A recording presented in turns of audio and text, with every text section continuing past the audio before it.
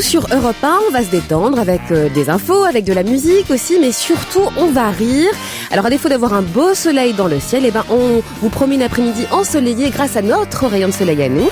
Bonjour Richard Laurent. On va se gêner, bonjour et bienvenue sur Europe 1 jusqu'à 18h aujourd'hui. Vous allez passer 2 heures en compagnie de Titoff, Vikash Dorasso, Pierre Bénichou, Jérémy Michalak, Christine Bravo, et je sais que ses fans attendaient ça depuis un moment, le retour de Fabrice Eboué. Et ben alors, vous étiez où, Boubounet ? J'étais en train de tourner une série que j'ai écrite pour Canal qui sera diffusée cet été. Et je reviens avec beaucoup de plaisir. Je constate que beaucoup de choses ont changé ici. Quoi donc ? Titoff est à l'heure, donc moi ça me chamboule complètement par rapport à cette émission. On n'est pas habitué. Il avait préparé. Pas hier, hein. Pas hier. D'ailleurs, il y a un auditeur ou une auditrice, un auditeur qui s'appelle Xavier. Dis donc, quand Titoff arrive en retard comme hier, presque un quart d'heure, est-il obligé de rester un quart d'heure de plus à l'antenne avec Marie Drucker ? Si oui, ne fait-il pas exprès d'arriver en retard ? Ah, c'est peut-être la raison, ça.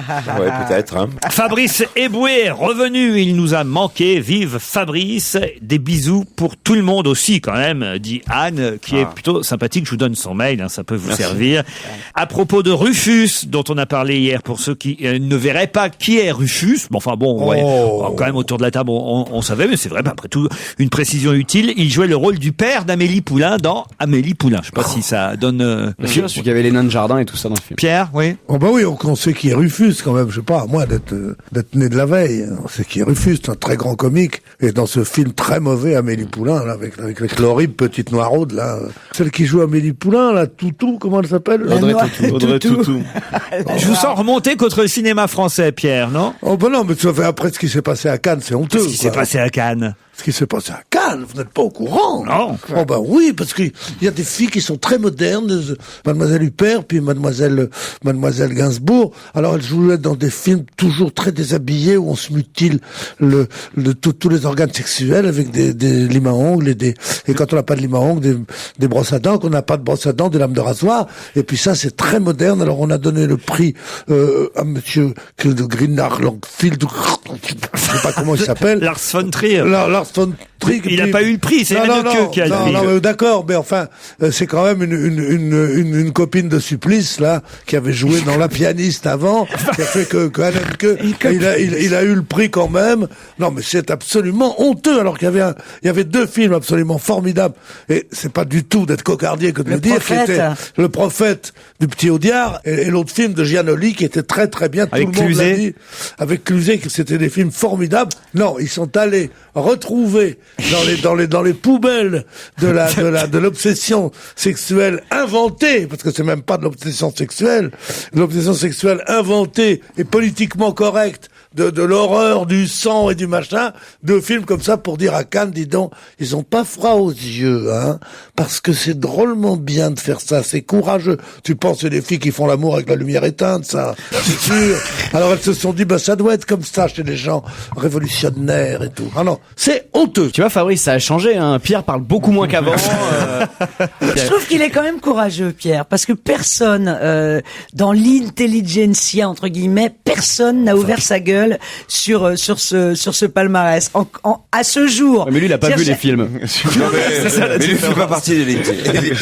Mais j'attendais que quelqu'un dise ça. Pierre Bénichou dans Intelligentsia maintenant. Oui, quand même, quelque part. Ah, Pierre, franchement. Oui, enfin, Qu'est-ce qu'il a Qu'est-ce qu'il a, mon Golito, là?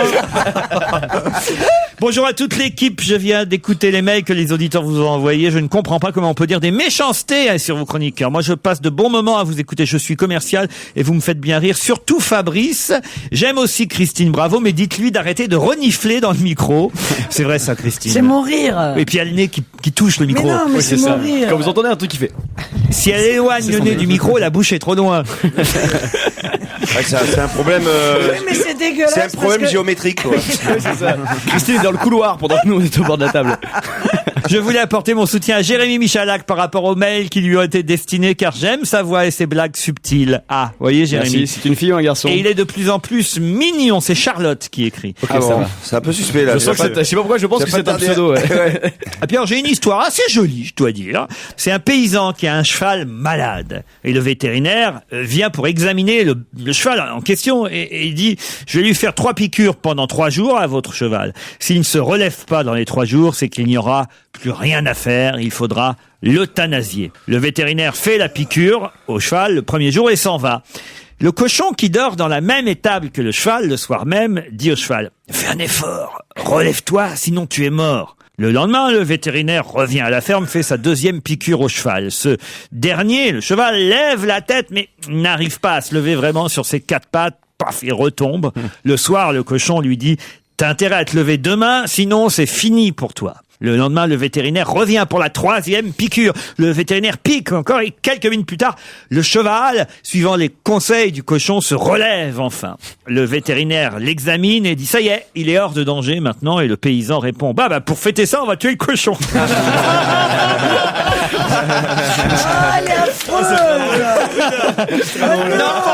Elle est formidable parce qu'elle est philosophique. Elle est, Non, elle me fait de la peine. Pauvre cochon. Oui, pour vous, forcément. Pas tuer quelqu'un de la famille non plus. Non, mais elle fait un peu histoire vraie, quoi. Non, elle est très jolie. Je suis sûr que vous avez aimé cette histoire. Catherine, bonjour. Oui, bonjour. Vous habitez Valenton dans le Val-de-Marne. Oui, c'est ça. Catherine, vous faites quoi dans la vie? Comme tout le monde, je suis chômeuse. Comme tout le monde. Comme tous nos auditeurs, c'est différent. Oui, c'est vrai. Et qu'est-ce que vous faisiez avant d'être sans emploi, Catherine? J'étais étudiante, j'ai terminé, et puis là, je recherche un emploi. Attends, vous êtes passé d'étudiante à chômeuse directe sans passer par la classe travail. Ah, vous avez jamais Non, rien bah, foutu de pas votre vie, vous, alors Et Oui, voilà. vous avez quel âge? 28 ans. D'accord. D'accord. Ah oui, oui. Oui, Ça dépend. Étudiante Oui, en voilà, quoi voilà. Étudiante en quoi? Bientôt la retraite, Catherine. Oui, bientôt. Ou alors elle reprend ses études, elle hésite. Bon, bah alors écoutez, Non, peut-être pas. profitez quand même de notre antenne pour essayer de trouver un job, à moins que vous ne vouliez pas. Ah bah si, quand même. Bon, alors, profitez donc. Donc voilà, je recherche un boulot dans un laboratoire de recherche en chimie. D'accord. Bon, Bien c'est sûr. très Change du monde en Corée du Nord si tu veux. Elle s'est mis à parler doucement d'un coup, tu sais. Ouais, on cherche du boulot, tout ça. Faut pas que ça C'est s'entende la trop. partie des primes, Ouais, en voilà. fait. C'est fait. Bon, Je on le peut. dis pas voilà, trop la fort, on question. sait jamais. Ouais. Voilà, j'ai envie de gagner des bouquins, parce que comme Il y j'ai a rien à peut-être un foutre. laboratoire qui J'ai écoute. tout le temps pour lire, tout ça. Il risque de m'appeler et tout, non. Laurent habite Rion dans le Puy-de-Dôme. Bonjour Laurent. Bonjour Laurent, bonjour à tous vos chroniqueurs. Qu'est-ce que vous faites dans la vie? Magicien. Magicien. Oh, le caillot, il a des petites étoiles dans les yeux, ça y est. Comment ça, magicien? Magicien, illusionniste. C'était pour pas dire chômeur une deuxième fois, en fait. Non, c'est pour éviter de dire intermittent du spectacle, ça revient au même. Mais alors, attends, ça nous intéresse. Qu'est-ce que vous faites comme tour de magie, par exemple? Pas mal de mentalisme. Là, par téléphone, vous pouvez pas nous faire un Ah, tour, non. évidemment. Ça va être un peu compliqué. Vous pouvez pas faire disparaître Daniel, non? C'est pas un truc qu'on peut faire. Oh C'est dommage. non. Et ça marche bien? Oui, très très bien. Ça fait 25 ans que ça dure. 25 ans. Tu fais tous les Noëls, toutes les fêtes de famille, ça cartonne. Je vais peut-être demander conseil auprès de vous. C'est que la pièce que je suis en train d'écrire actuellement pour Isabelle Bergot est une pièce sur un magicien et sa femme. N'hésitez pas. Alors voilà, mais faites de la lévitation aussi et tout? Non, pas de grandes illusions. Moi, je fais de participation du public, visuel, et puis atelier de magie pour les enfants. Bon, très bien, Laurent. Écoutez, et ça marche bien. Écoutez, ça marche plutôt bien. Oui, en France, un petit peu à l'étranger, ça va, je me balade. Ah oui. Ah ouais, quand même. Las Vegas, je fais- tout ça. Vous n'avez pas besoin d'une assistante qui s'y connaîtrait en chimie? Ça dépend de laquelle. C'est pour Catherine, j'essaie de la caser, quoi. J'ai bien compris. Vous n'avez Non, pas non, une belle non. assistante qui habillée en... Elles sont formidables, les assistantes de magiciens, toujours avec leur body, là. Non? Ah oui, c'est un grand moment. Oh là, ça, je vais pas me mais moi, balader en body, hein. Elle veut vraiment pas bosser, Catherine. Elle fait un effort. Ah, bah oui, hein. C'est comme ça la science maintenant. Faire apparaître un travail, elle veut pas. Bah ouais, enfin quand même, je suis sûr que vous êtes bien roulé. Vous voulez pas être en body, Catherine? Non, pas trop. Enfin quand Ah, même, bah ouais. avec les foulards, les tourterelles et tout ça. Ah, j'adore moi les femmes qui sont à côté du magicien. T'as bien compris que c'était un ton, Laurent, laisse-la tranquille. On peut pas dire ça, quand même. Elle habite Valenton, c'est pas pareil. Non. Catherine et Laurent, Oui. vous allez vous affronter dans un instant. Un petit message peut-être? Oui, bonjour à toute votre équipe. Très bien, ça, c'est fait. Particulièrement à Fabrice et Pierre. Ah, Fabrice et Pierre, le duo incontournable. Ça, c'est- On dirait Foutit et chocolat, Fabrice et Pierre. C'est qui Foutit? Je vous en ai trouvé un autre duo. Ah oui? Oui, qui était encore plus célèbre que Foutit et chocolat, C'est qui est qui Tricoche et Cacolet. Tricoche et Cacolet. J'ai parlé de deux clowns l'autre jour à la radio, je dis ça à un vieux. Il me dit, ah oui, Tricoche et Cacolet. J'ai dit, mais c'est quoi? Alors nous allons commencer les recherches. Faut que vous arrêtiez de sortir avec Tesson. Hein. Laurent, un petit message, vous? Un petit message à tous vos chroniqueurs. Là, en plus, aujourd'hui, je suis très content de retrouver Fabrice Eboué. Et puis, Mais nous aussi. Et puis, tous les gens que j'apprécie, voilà. Eh ben, Et puis, parfait. bonne chance à ma concurrente. Eh ben, très bien. Tous les deux, vous avez vos chances dans un instant, puisque vous allez jouer, vous le savez. Après la pub. Jusqu'à 18h, on rit sur Europe 1 avec Laurent Ruquier et tous ses complices. Europe 1, on va se gêner. Attention, challenge. Auditeur contre chroniqueur. Catherine, Laurent, il va falloir affronter maintenant les 5 chroniqueurs présents, plus Vikash Dorasso. Vous êtes là, Vikash? J'arrive, je me Attends. réveille. Là. Laurent, au téléphone, vous pouvez faire réapparaître Vikash ou pas? Dites, si vous avez parlé autant devant le conseil d'administration du HAC, je comprends pourquoi on n'a pas réussi notre coup. Je suis bon copain là, je rigole des blagues des autres, c'est très cool. Même maintenant que je suis revenu, Mais au c'est moins- bon pour les quotas, Laurent, t'es plus obligé de le prendre. Hein. Non, mais au moins, ce qui est bien, c'est qu'il arrive à l'heure, quoi. Ça, c'est déjà magique. Je vais répondre à toutes les questions, vous allez voir. Ah, d'autant que là, vous avez peut-être votre chance, allez savoir, pour me dire qui est dans tous les journaux aujourd'hui est né le 9 décembre 1972 à Tahiti en Polynésie. 9 décembre, un joueur de tennis? Santoro. Santoro, bonne réponse de Fabrice Eboué. Eh, vous aviez votre chance, hein, parce que quand même là, Tennis, je suis pas bon. il est partout dans la presse. Mais il est trop rapide. Ah non, non, non, non, non, il a déjà dit à un joueur de tennis, il a mis du j'ai temps du à le hasard. dire, et avant de dire son nom, vous aviez au moins 5 secondes hein, pour le faire. Je crois que le magicien a les boules. Bon. Quant à Catherine, elle s'en fout d'avoir perdu, puisque... Oui, non, mais je vais retourner à mes occupations. Mais c'est quoi alors justement vos Je occupations? vais retourner rien faire là. Ah bah justement, la recherche d'emploi. C'est une Ah, occupation. bah, alors on vous souhaite sérieusement, alors pour le coup, de trouver un laboratoire qui vous emploiera, chère Catherine. Ah bah Catherine, je joue à Orly, moi demain vous êtes invité si vous voulez, c'est à côté de chez Oh, vous. c'est très gentil. Voilà. Merci. Ah bah voyez, hein, ça c'est plutôt sympa. Et Ça fait Laurent, plaisir. bah, on vous souhaite de continuer vos tours de magie dans le Puy-de-Dôme et ailleurs, à l'international. Où est-ce que La vous... prochaine date, c'est le Maroc, 5 juin. Bah, ça marche bien, la magie. Tu vas faire disparaître des femmes sous des voiles? Allez, on vous applaudit, on vous embrasse tous les deux, Catherine et Laurent. Merci. Et oui, c'est Fabrice Santoro qui est né le 9 décembre 1972 à Tahiti en Polynésie. Il est le plus vieux joueur encore en activité sur le circuit, détenant un nombre étonnant de records. On l'appelle d'ailleurs le magicien Santoro. Il aurait dû trouver notre auditeur, puisque c'est son surnom parmi les tennismen. Ah ouais, Par rapport à quoi? Ah bah parce que je crois que c'est Sampras qui l'avait appelé le Battling Fab, le magicien. Voilà. Ah ouais, il a C'est le battu seul mec- tout le monde, il a battu les plus grands. Et il a jamais gagné un tournoi. Avoue que c'est quand même bizarre, non mais c'est fou. C'est ce mec qui a pas gagné un tournoi en jouant aussi longtemps. Oui, mais c'est celui qui a fait le plus de Roland Garros. Il est là depuis 20 ans à Roland Garros. Vous vous rendez compte? 20 ans de tournoi, c'est quand même Ah oui, formidable. c'est son 20e tournoi, putain. Exactement. Il a presque connu Roland Garros en personne, quoi. Roland Garros qui... Oui, qui Et, Qui du côté- était- On va pas j'écoutais refaire Europe 1 l'outing ce de matin. Roland Garros. Déjà qu'on a appris qu'il était gay hier, on savait pas ça de Roland Garros, Pierre. C'est un sport de pédé, le tennis. Entre Gasquet qui prend de la coke et Roland Garros qui est pédé, elle est belle, le tennis français. Avec, oui, un président rugbyman, quoi, tu sais, c'est n'importe quoi, quoi. On dit ils sont de la raquette flottante. Ah oui, c'est vrai. Mais non, c'est de la jaquette, elle est con. Alors. Mais t'adresses pas à elle aussi. T'es vraiment incorrigible, toi. Santoro, qui bientôt va disparaître des tournois, c'est normalement son dernier Roland Garros. Ah bah oui, cette bah, année. tu penses à l'âge qu'il a. Quoi. La terre battue, c'est pas vraiment son domaine de prédilection. Il est Non, et puis le dur, il aime pas trop non plus. Et la l'herbe, pelouse, c'est pas son truc, ouais. Il a des allergies. Compliqué le tennis, hein.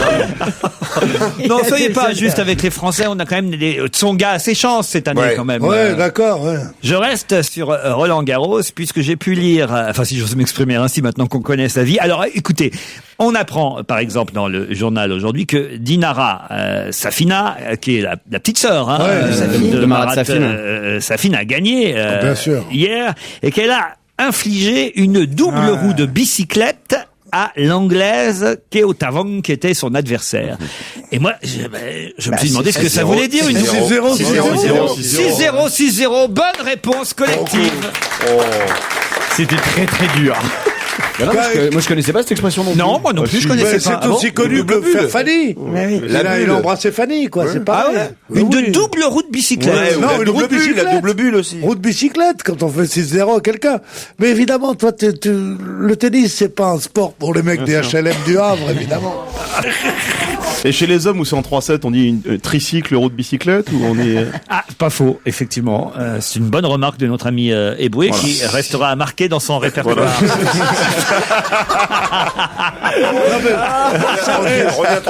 Ça fait plaisir qu'il soit revenu, quand même. Hein. Ah ouais, vous êtes content de revoir Fabrice, Pierre? Ah, je suis fou de joie. Il vous a manqué à ce point? Bah oui, j'ai vu l'autre. Quand même, vous avez profité pendant 15 jours, 3 semaines, vous étiez un peu la vedette. Vous étiez en forme, là. Hein, j'étais quoi? Vous étiez un peu la vedette. Un peu? Je crois que le un peu... J'étais sûr que le un peu passerait pas. Europe 1, on va se gêner. La question facile, la question qui récompense Joujou. Oui, elle est vraiment facile. Que s'est-il passé entre 20h et 20h30, boulevard de Ménilmontant, dimanche dernier? Pardon? Que s'est-il Elle est facile. passé entre... Bien sûr, on était tous à Ménilmontant. Elle est très facile, cette question. Que s'est-il passé entre 20h et 20h30, boulevard de Ménilmontant, dimanche dernier? Dans le 19e, donc hein. Non, dans le 20e. Un cambriolage de Bellucci. Le cambriolage de Vincent Cassel de Vincent Cassel, c'est pas eux qui l'ont signé le cambriolage, ils tournent souvent des rôles de Mérine et gangsters et compagnie, mais c'est le cambriolage de l'appartement ou de la maison, j'en sais rien, de Monica Bellucci et Vincent Cassel. Bonne réponse de Christine Bravo. Alors là, il faut quand même faut faire vachement gaffe, quoi, quand on est célèbre. Ah oui. Et que t'es en C'est direct. pour ça que nous, on donne jamais les heures d'enregistrement de l'émission. Ouais. Ah ouais, non, mais Et on dit jamais l'arrondissement dans lequel on habite. Les gens pensent qu'on n'est pas chez nous entre 16h et 18h, mais on est avec un fusil à attendre. Kalachnikov. Il a mis des mines devant chez lui. lui. Il y a des mines antipersonnelles. Et hier, Il y a des pièges à loup. Est-ce qu'on croit que c'est vraiment en tant que Vincent Cassel qui a été cambriolé? Ou c'est des garçons qui travaillaient au flanc? Bien sûr, qui non, travaillaient non, au mais flanc, non. qui ont fait leur maison. C'était Comme ils quand ont fait même une pendant autre. la cérémonie de clôture du festival Mais de oui, Cannes. c'est sûr. Tout le monde sait où les gens célèbres habitent quand ils habitent dans le coin. Oh, on pouvait pas imaginer qu'ils habitaient le 20e boulevard de Ménilmontant. Non, mais les voisins le savent, les riverains. Ah oui? Bah, écoute. Ouais, c'est-à-dire que quand Monica Bellucci, c'est ta voisine, tu le remarques. quoi. Ah ouais. Par exemple, moi, c'est pas ma chier. voisine, tu vois. Ça dépend si Mais elle se maquille chez elle ou Pas pas. sûr, ma voisine est meilleure comédienne. Il n'y a pas plus d'argent. Il n'y a pas plus d'argent chez les gens célèbres que chez les autres, au contraire. Ah non, 80 000 euros de bijoux, ils lui ont piqué. J'ai pas ça chez moi. Enfin, t'es dingue ou quoi? 80 000 euros de bijoux. Ah non. À ton âge? Ah ben... Et ta Rolex, t'as raté ta vie, alors. 80 000 euros de bijoux, 2 ordinateurs et le passeport italien de Monica Bellucci ont été dérobés pendant la cérémonie de clôture du 62e festival de Cannes. Ah, mais 80 000 euros de bijoux, on déclare toujours le double, ça fait 40 000 euros, 40 000 euros, ça fait 25 briques, quoi, c'est une montre et un collier, quoi. Faut nous faire chier. 80 000 euros de bijoux, oui, là, une montre et un collier qui ont disparu, avec 2 ordinateurs, dont un qui était cassé, qui voulait donner au petit. Oh, il y en a marre de Ah non, parler mais il de ce paraît que là, chauffeur. Vincent Cassel a la haine. Hein. Mais surtout, on sait pas ce qu'il y avait dans les ordinateurs non plus, quoi. C'est toujours ça le problème. Parce qu'on peut avoir des trucs un peu perso dans les ordinateurs. Ah, j'avais pas pensé à ça. Je dis pas ça. Moi, j'ai rien, mais non, mais il y a des gens qui. Ah, l'autre, il a des photos de lui en faisant la brouette japonaise. La brouette japonaise. Moi, je suis assez déçu par Pierre Bénichou, qui quand même est intimidé par le retour de Fabrice, parce que d'ordinaire, quand je dis boulevard de Ménilmontant, Je sais, ça chante direct. J'y attendais. Les gars de Ménilmontant vont toujours remontant.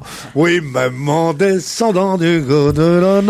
Cœur de pirate, on entend partout cette chanson comme des enfants. C'est un des tubes du moment, cette jeune québécoise qu'on écoute en revanche depuis plusieurs semaines sur Europe. Europe 1, on va se gêner. La question intelligente Qui va énerver ceux qui n'ont pas trouvé. Dans un instant, nous aurons au téléphone un Rouennais de 31 ans. J'ai cru qu'il allait dire un roi nègre. J'ai dit, mais il est fou, quoi. Non, un Rouennais, quelqu'un de Rouen, qui a 31 ans et qui... Bongo, là, pardon. Et qui, vers 22h la semaine dernière, a reçu un coup de téléphone lui annonçant une excellente nouvelle. Quelle bonne nouvelle, ce jeune Rouennais de 31 ans, je peux même peut-être vous donner son nom, il s'appelle Thomas Pesquet, a-t-il reçu au téléphone vers 22h? Son cambriolage a réussi? Non. Il a pas gagné au loto, on l'a pas appelé pour ça. Non, pas 22. Il a gagné quelque chose de sa famille? Non, pas de sa famille. Non. La police? Non. C'est un sportif? Non. Dans certains journaux, on nous dit 31 ans, dans d'autres 32. Bon. Mais il faut savoir. Enfin, on a retrouvé sa carte d'identité. En tout cas, il est jeune. C'est à Bastia. c'est le mec- Encore, c'est la lettre. Non, c'est pas ça. expliquez, Oui, la Vikash. lettre retrouvée pendant la guerre qu'un collectionneur. Non, c'est pas du tout ça. Regarde sa tête. Regarde sa tête de fourbe.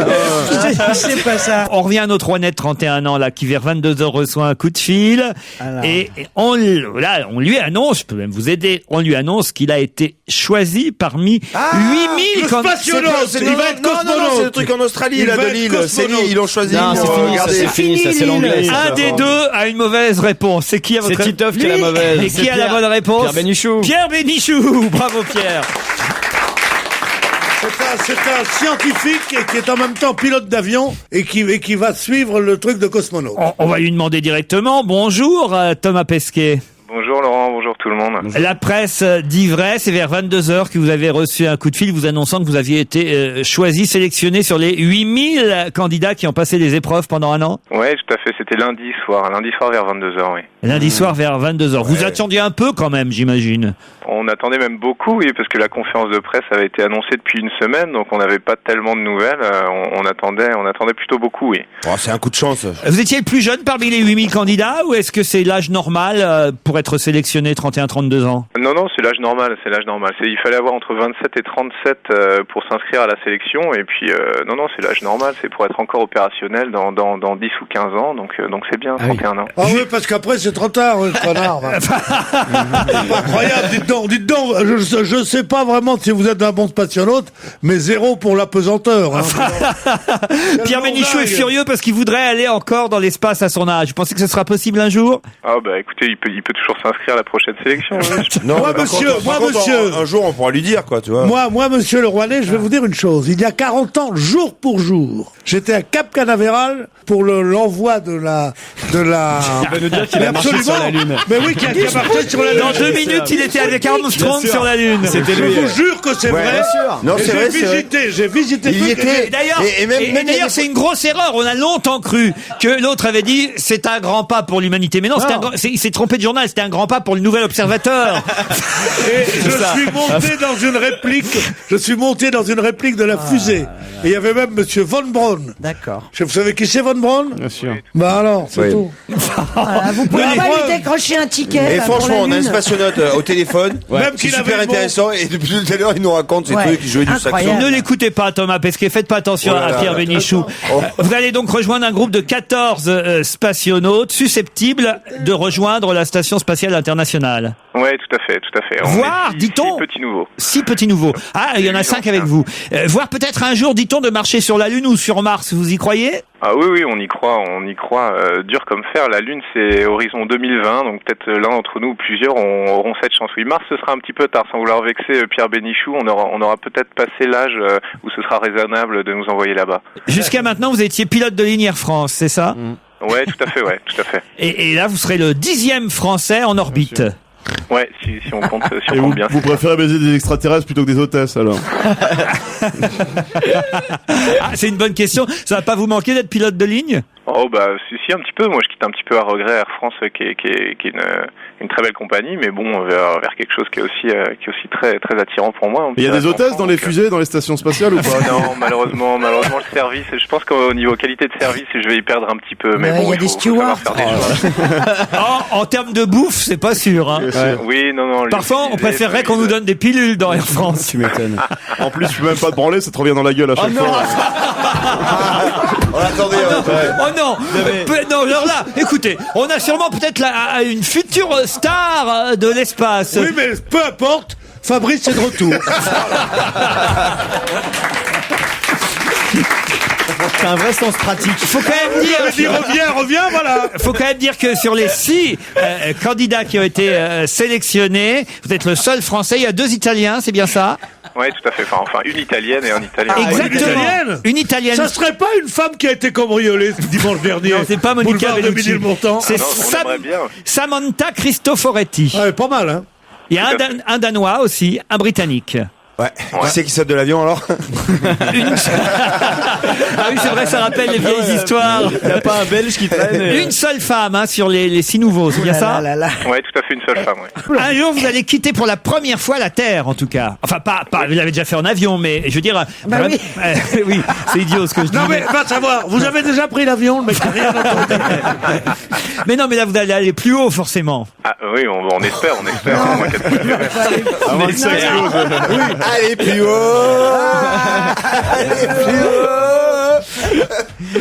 Non, mais moi je suis passionné, je trouve ça formidable. Ouais, génial, sûr. Et puis. Mais vous savez une chose qu'on vous a pas dite parce qu'on vous a pas tout dit, vous allez échapper à l'attraction terrestre. Et oui, quand vous êtes dans l'espace, vous échappez à l'attraction terrestre. Vous étiez au courant? Ah oui, tout à fait. Ouais. Tu vois qu'ils sont pas cons, les cosmonautes. Qu'est-ce qui fait la différence pour être choisi sur 8000 candidats? Pourquoi les 6, parmi lesquels vous êtes, cher Thomas Pesquet, pourquoi ces 6-là ont été sélectionnés par rapport aux 7000 et quelques autres? Ben, je pense qu'ils ont beaucoup insisté sur le côté psychologique en fait, parce que comme vous le rappeliez tout à l'heure, on va être quand même enfermé dans des boîtes de conserve pendant quelques mois d'affilée, donc il va falloir être assez solide dans sa tête pour pas devenir fou. Moi, je suis sûr que je suis un bon spationaute, parce que depuis le temps que je fais cette émission et que je supporte les 6 connards qui sont autour de cette table, sans broncher. C'est exactement ça. Ah merde alors. Moi, je crois que je pourrais m'envoyer en l'air plus souvent. Christine, vous êtes passionnée par ça? Ah ouais, je vous trouve très mignon déjà, Thomas. Vous êtes passionné. C'est le mec qui va pas vouloir revenir sur Terre, ce qu'il dit. Partez vite. Non, mais je trouve que c'est très émouvant ce qu'il dit, qu'il est choisi pour son calme. Et c'est vrai que c'est un fantasme. Vous, par exemple, mais c'est oui. sûr, il vous aurait pas pris. Mais non, mais c'est un fantasme pour une femme de savoir qu'un mec est d'un calme à toute épreuve, quoi. Et c'est vrai qu'il y en a pas beaucoup qui s'énervent pas. Avec vous, vous voulez dire avec vous. Justement, ça veut pas dire une vie sentimentale et familiale difficile, ça? Oui, sans doute. Mais écoutez, on avait déjà mis la barre assez haut avec pilote de ligne, donc là, spationaute, on était plus à ça près. À la limite, ce sera peut-être même plus facile. Oui, parce que pilote de ligne, moi j'ai un beau-frère qui est pilote de ligne, il n'a pas toujours été fidèle hein. À Air France. Alors, peut-être vous pouvez dire son nom aussi, tant qu'on y est. On se croirait sur RMC. Bah moi j'ai mon beau-frère. Ah oui, Brigitte Lair. Ah non, je vais la refaire. Je connais quelqu'un qui travaille à Air France et qui est pilote de ligne. Ça serait pas ton beau-frère.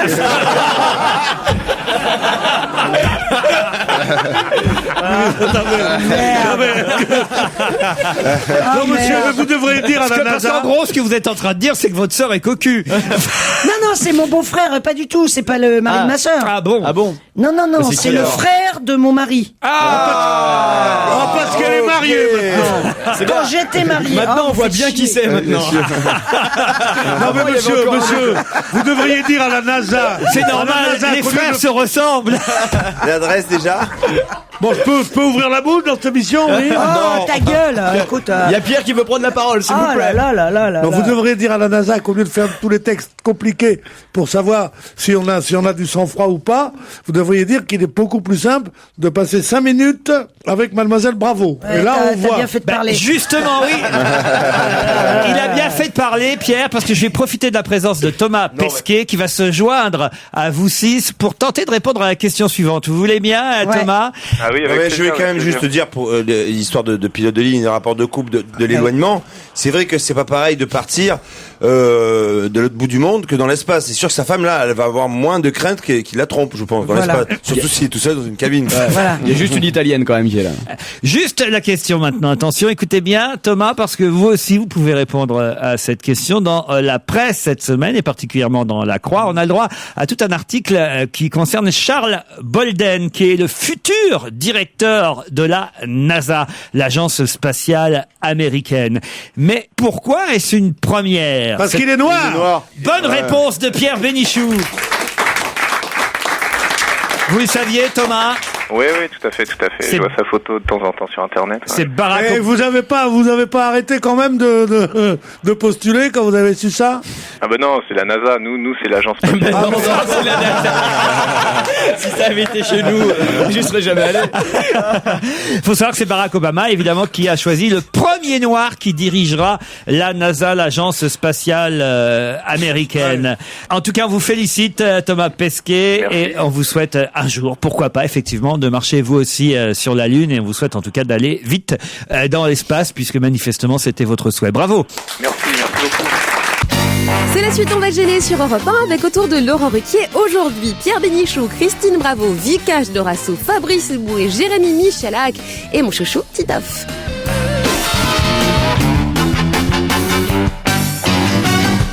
Europe 1, on va se gêner.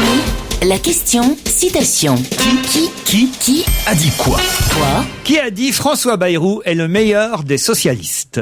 Je crois que c'est Copé qui a dit ça. C'est pas Jean-François Copé. C'est quelqu'un de Xavier l'UMP. Bertrand. Ce n'est pas Xavier Bertrand, et c'était dimanche que cette déclaration a été faite. C'est un UMP? UMP. François Bayrou est le meilleur des socialistes. Un ministre? Ministre, oui. Devedjian? Devedjian, non. Dati? Rachida Dati, bonne réponse de Fabrice Eboué. C'est la garde des Sceaux. Évidemment, en tête de liste aux européennes avec Michel Barnier en Île-de-France, en tout cas pour l'UMP. Elle fait campagne finalement, et plutôt de façon active, la garde des Sceaux. Et effectivement, en ce moment, il réussit au moins ce tour de force, Bayrou, c'est que tout le monde parle de lui. Et effectivement, il fait même la une de Libération aujourd'hui. Je sais pas si vous avez vu ça, et où il dit qu'effectivement, il se sent pas si loin et si éloigné des socialistes, Pierre. Oui, enfin, je veux dire, c'est le parcours de Bayrou bien fort, et qui dira où est sa sincérité. Il doit en avoir, mais il est tellement fluctuant que c'est difficile. Je sais pas pourquoi je dis ça, parce que vous me demandez. C'est très bien fait.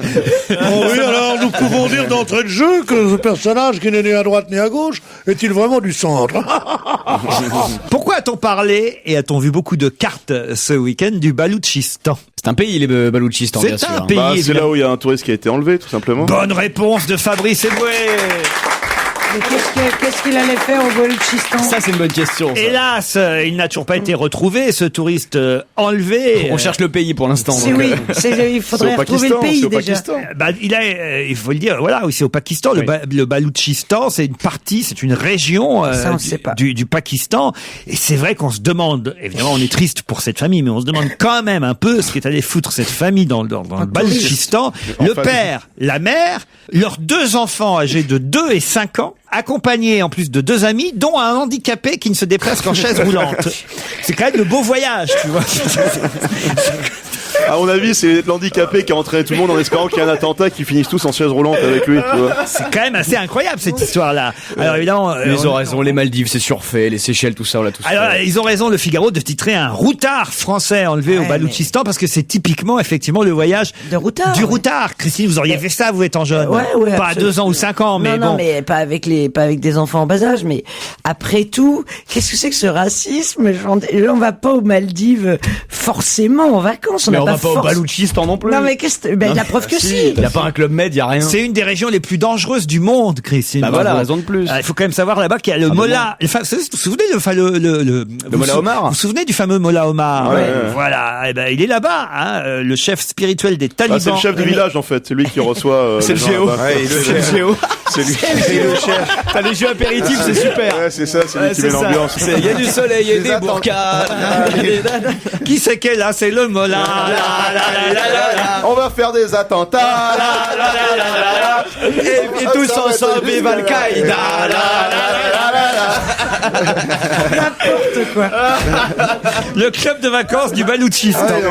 Non mais c'est affreux, Pierre. La crédulité de ces gens-là est telle qu'ils se disent c'est pas possible qu'on soit enlevé puisqu'on vote Besancenot et qu'ils se disent mais oui ils disent, on est des routards, on a des cheveux longs, on est des machins, puis ils savent bien quand même ils doivent enlever des sales bourgeois. Pas du tout, le terroriste tape partout. À mon avis, ils ont pas trop l'habitude de voir des touristes, surtout. Ouais, t'es pas très discret, quoi. Mais oui. Vous avez déjà fait On est les premiers arrivés. On plante un drapeau. Vous avez déjà fait, vous, un voyage de routard, comme ça, un truc un peu différent, quoi. Pas le truc, justement, club de vacances, bien sûr. hôtel. Vous, Moi, je suis là, au camping au Cap d'Agde, j'en ai rien à foutre, moi, je suis un déglingué.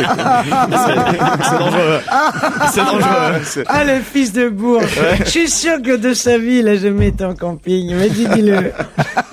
Ouais, non, j'ai jamais été en camping. vous, Christine, le truc le plus routard que vous ayez fait. Ah ouais, bah, elle est venue chez moi, il y a un mois. Dans le marais, dans le marais, quoi. J'ai traversé la Seine. Elle a fait la rue de Elle se fait des routiers, pas le routard. Non mais Christine, sérieusement, vous avez fait... Oui, j'ai fait la Basse-Californie en stop. La rue de Rivoli aussi, je crois. En stop. Mais oui, le Mexique. En stop aussi. Oui, bien Le sûr. Mexique en stop. Mais oui, bien sûr, la péninsule. J'ai même été de Montréal envie de te faire pécho, en Pennsylvanie en stop. Et elle a pas réussi à baiser une fois, pour te dire. Pourtant, elle a mis les formes. Elle a essayé. Et vous, Michalak, dont la maman a une agence de voyage? Ah non, moi jamais. Non, jamais. Une fois, j'ai fait un 3 étoiles, mais sinon jamais. Non.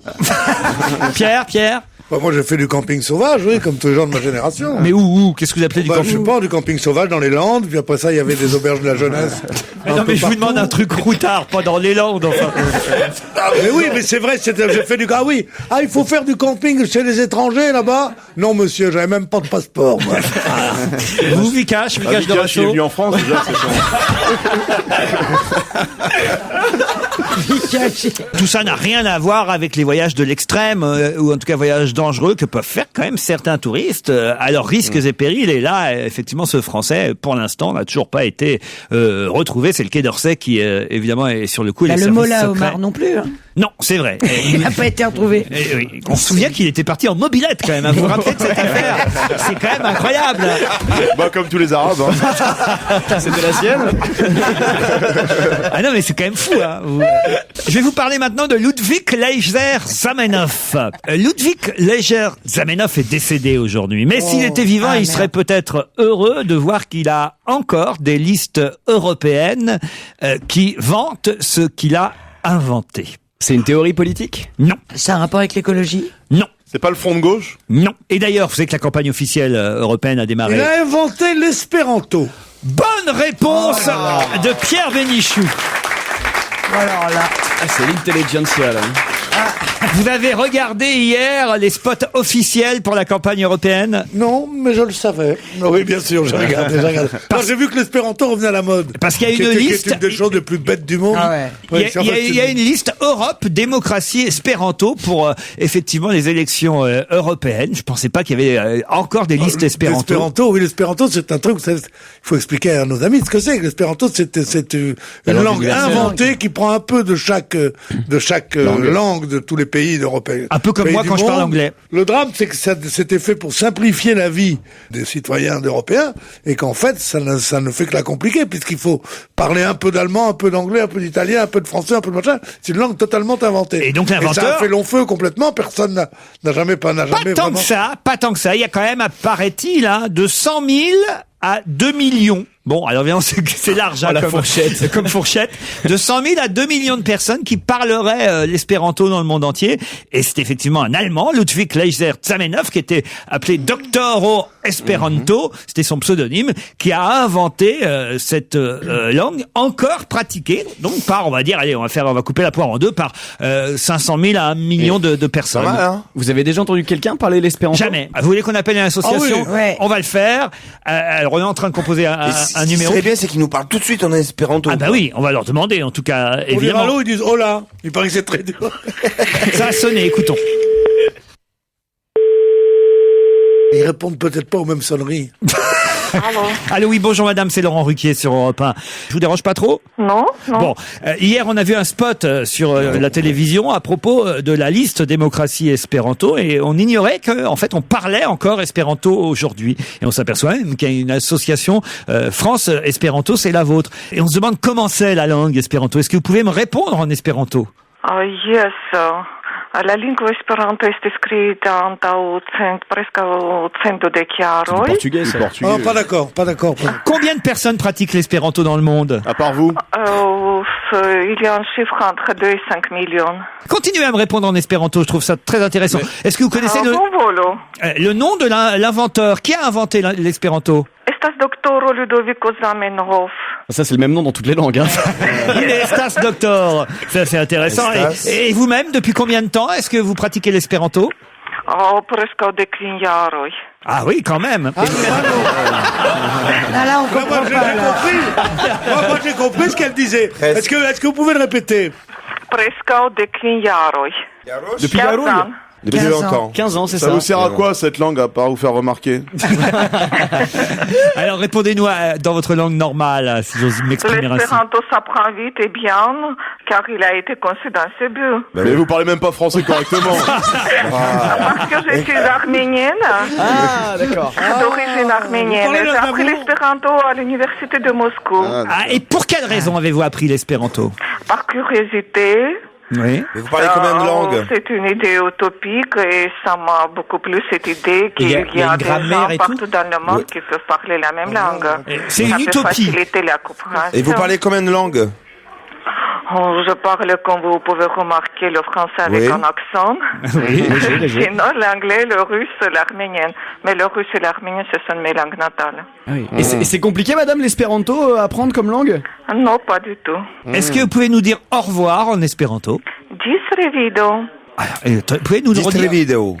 Yes, dis revido. Et alors pourquoi, d'où vient ce mot disquirido pour dire au revoir? En fait, les 85% de la langue espéranto, ça vient de racines latines. Mais comment on dit je t'aime en espéranto? Mi amas vin. Mi amas vin. Vin. Mi amas vin. Oh ouais, je suis pas prêt d'emballer. Hein. Et comment on dit le cheval a trahi le cochon? Oh là là. Mais ne povas tu répondre, mais devas mettre prépenser. Ah oui, c'est plus long. On vous embrasse et on vous remercie. Vous avez été très sympathique, madame. Merci bien. Merci à vous.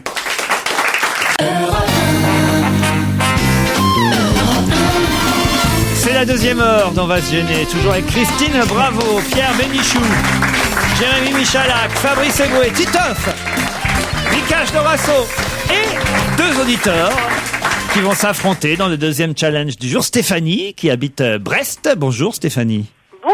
Bonjour. Vous avez l'air bien contente d'être avec nous. Ravi. Ah bah nous aussi, alors on est content d'être avec vous. Quel âge vous avez Stéphanie? Bientôt 35. Ah, bientôt 35. Mais ça fait rien. Oui. Non, je m'en sors pas trop mal. Vous avez une voix très jeune en plus. Merci, c'est gentil. Que faites-vous dans la vie? En fait, j'ai ma petite entreprise où je vends des t-shirts rigolos et décalés sur la Bretagne. Alors un peu comme Christine Bravo. Un peu comme Christine Bravo. Voilà. Je cherche des diffuseurs en Bretagne. Pourquoi Elle pas. aussi. Il y a un site internet? On a un site internet, ça s'appelle momolehomard.com. D'accord. Qu'est-ce qu'il y a d'écrit sur vos t-shirts? Ben oui. Momo Lehomard, En fait, c'est surtout des visuels. Ouais. Mais sinon, il y a des... là, le dernier qu'on a sorti, c'est sur Rennes plus particulièrement. Oui. Où il y a écrit le breton est têtu car il a Roison. Et Roison, en fait, c'est Rennes en breton.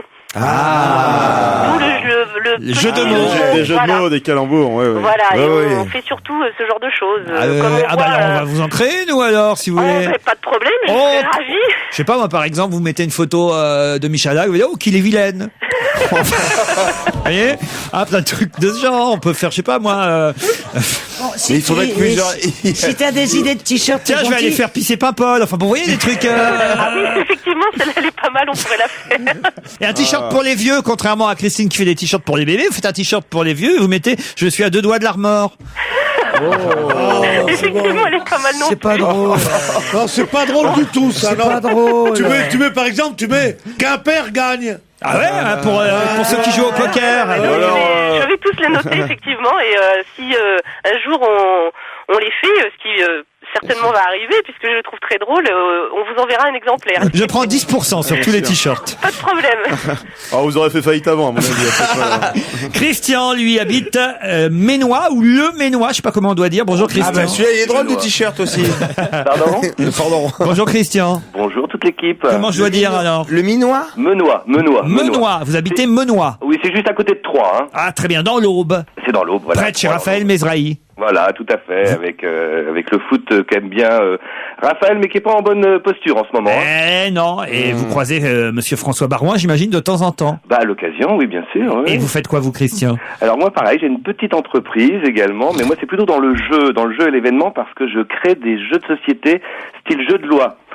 Des jeux personnalisés, par exemple pour une ville, pour une entreprise, pour une association, et je remplace les cases par des photos, et on peut par exemple imaginer Vous pour pouvez une faire ville. un jeu de cette famille avec les chroniqueurs. Ouais, on peut faire un jeu de loi des chroniqueurs, même. On pourrait faire un jeu de loi des chroniqueurs de Laurent Ruquier, bien sûr. Ah oui, par exemple. Le jeu de loi, on va se gêner, il n'y a pas de problème. Alors, comment il serait le jeu de loi? On va se gêner, alors? Oh, bah, je sais pas, on va prendre les photos de tous vos chroniqueurs et tous les anciens, et puis à chaque fois, dans la règle du jeu, on mettra un petit topo sur chacun. Et un petit jeu coquin pour Jojo et Laurent pour le week-end. On peut aussi, vous savez, j'ai commencé le premier que j'ai fait, je l'ai fait sur Lourdes. Hein. On peut imaginer toutes sortes de jeux. Hein. Un jeu coquin sur Lourdes. Non, j'ai fait un jeu de loi. Un jeu coquin sur Lourdes, bah t'es déplacé, toi. Mais pourquoi vous avez arrêté le jeu que vous faisiez là avec les rues de Paris, les adresses, tout ça? Le Monopoly. Voilà, le Monopoly. Ça marche pas, ça, ou quoi? Le Monopoly, ça existe aussi, oui. Ah bon, ça existe? Ça existe, le Monopoly des villes, oui, tout à fait, ça existe. Et vous le faites pas, vous? Moi, je l'ai, moi, j'ai le Monopoly Le Havre, moi, en plus, c'est vrai. Voilà, mais bon, il n'y a pas d'explication sur la ville. C'est quoi le bâtiment le plus cher? Le Hack. C'est ça. Ça sent la case prison. Ah ouais. Et puis les gars, on n'est pas passé par la case chance, mais eux, ils passent par la case L2. Et puis tu peux même pas acheter des...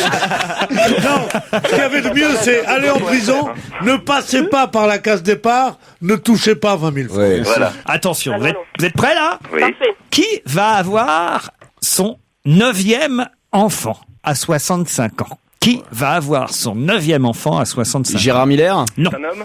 C'est un homme. Une française? Non, c'est un homme. Le prince Albert? Il a fait ça avec une femme, évidemment, mais ce n'est pas avec la même femme qu'il a eu les 9 enfants. Non, pas le prince âge? Albert. Pardon? À quel âge? Qu'est-ce que vous avez dit? Rolio Iglesias. Stéphanie?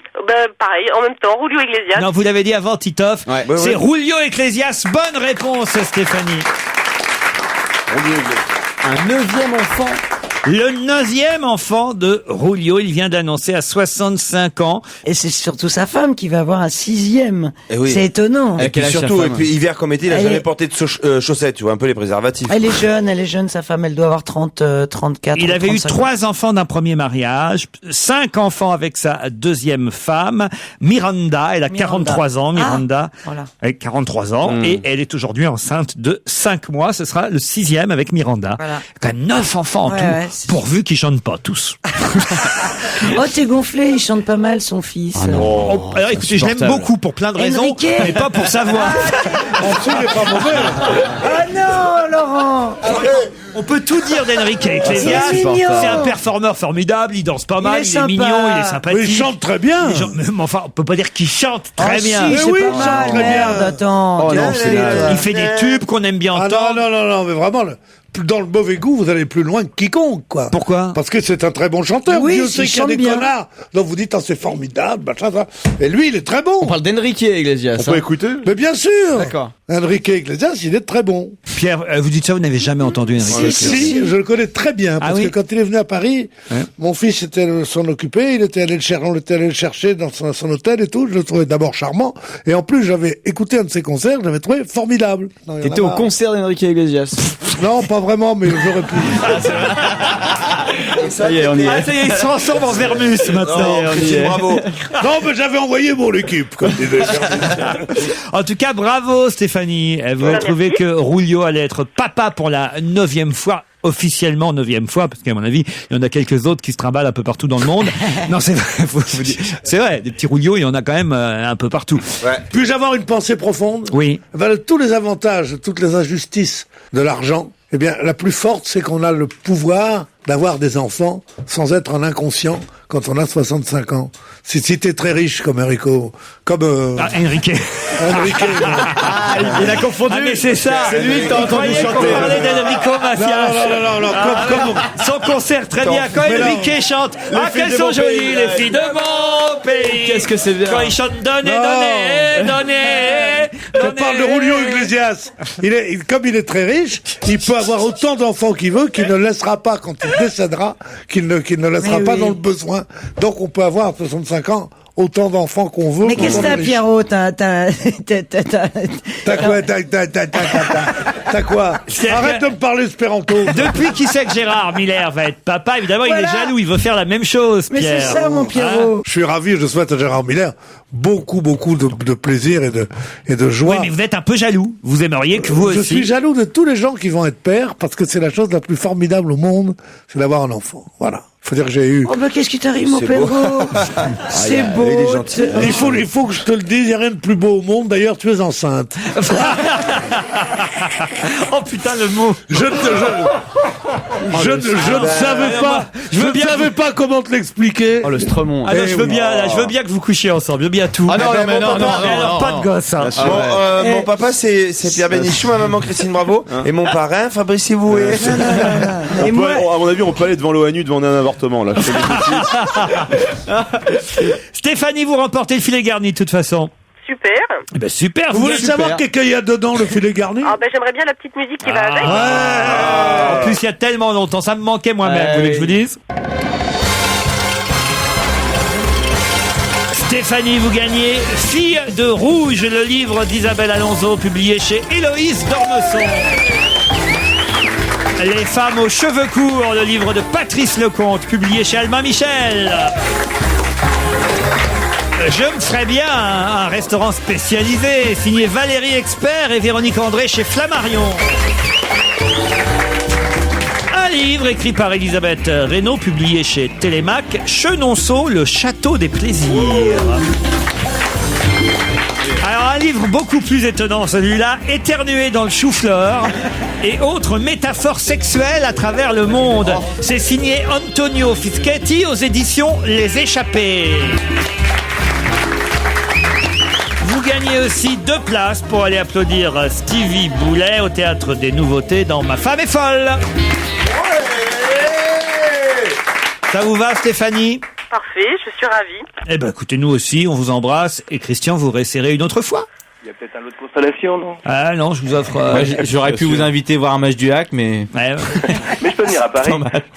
Dans l'eau, on peut pas grand-chose pour vous, monsieur. Si, éventuellement, si vous voulez aller voir le spectacle de Raphaël Mesrahi, Monique est demandé caisse 12, mais il faut venir à Paris. Oui, j'enverrai ma fille qui est étudiante à Paris. Ah, bah alors, je suis sûr qu'on va demander à Raphaël, il vous offre 2 places pour Monique est demandé caisse 12. Ah c'est gentil. Puis moi, je vous fais une maquette d'un jeu de loi sur votre émission. Ben, c'est gentil. Puis je vous l'envoie. C'est gagnant-gagnant. Voilà, tout à fait. Merci Stéphanie, Christian. À bientôt.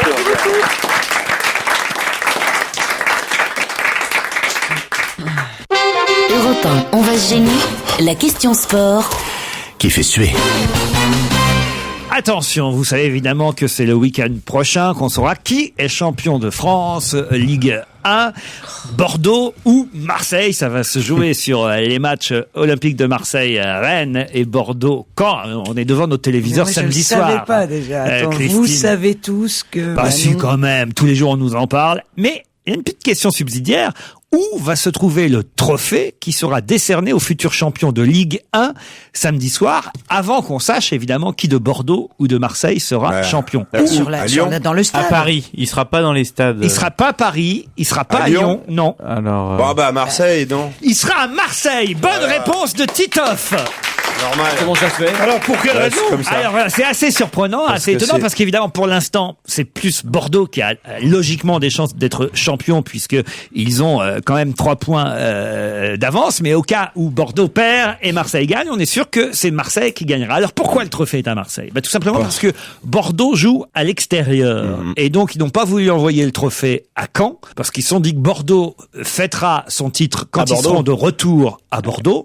Donc si c'est Bordeaux qui gagne, le trophée fera le trajet Marseille-Bordeaux. Mais si c'est Marseille qui gagne, bien, le trophée sera sur place. Voilà, tout simplement. Mais ils l'ont pas dans le stade. Comment ça? Ils jouent pas l'un contre l'autre. Elle a pas compris.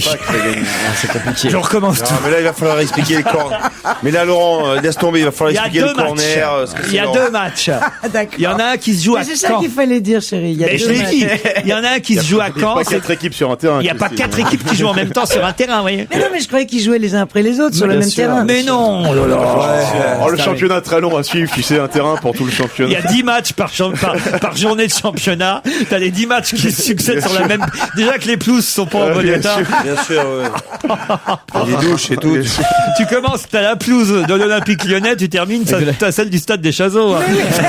Ça se finit sur terre battue. Vous êtes pour Bordeaux, vous, monsieur Dorasso? Lui, il est contre Marseille, Moi, c'est pas pareil. Non, j'ai joué à Bordeaux. Mais lui, le foot, ça l'intéresse pas, en fait. Ah, vous avez joué à Bordeaux, vous? Ah ouais. Ah, ça, c'est peut-être un bon point pour Marseille, ça.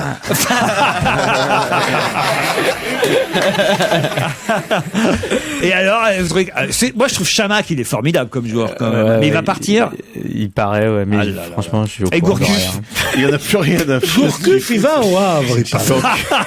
Gourcuff, il va au Havre. Donc, je peux vous annoncer que le club est racheté par un animateur et un ancien footballeur.